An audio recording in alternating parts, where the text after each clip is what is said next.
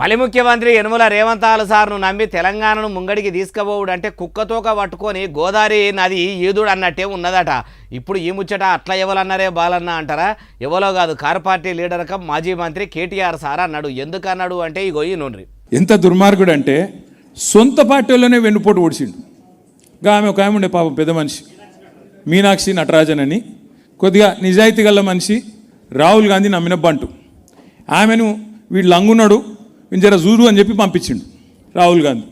ఆమె కొద్దిగా చూసింది, వీడు భూములు అమ్ముకుంటాడు, కాంట్రాక్ట్లు అమ్ముకుంటాడు, వీడు నిజంగానే లంగున్నాడు అని పోయి రాహుల్ గాంధీకి చెవులు చెప్పింది. పగబట్టిండు మనోడు. ఇన్నరా ఏమంటుండో ఇంకా మస్తుగానే అన్నాడు. మొత్తం ముచ్చటి నుండి పగబట్టి ఎట్లన్నా చేసి సందు దొరికినప్పుడు చెప్పాలని చెప్పి ఓ దొంగ కేసు పెట్టించిండు హైదరాబాద్లో.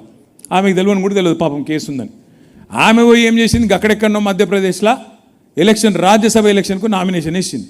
వీడెంత లంగా అంటే ఆమె మీద పగబట్టిండు కదా, ఈ కేసు ఉన్న విషయం బీజేపీ వాళ్ళకి చెప్పిండు.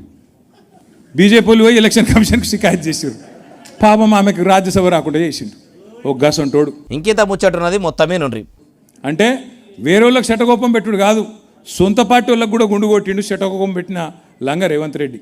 అందుకే నేను మీకు చెప్పేది, గతంలో కూడా చెప్పినా మళ్ళీ కూడా చెప్తున్నా, ఇసొంటి వాళ్ళని నమ్ముకొని మనం తెలంగాణను ముందుకు తీసుకుపోతామంటే కుక్కతోక పట్టుకొని గోదావరి ఇదినట్టే ఉంటుంది. అది అయ్యే పని కాదు.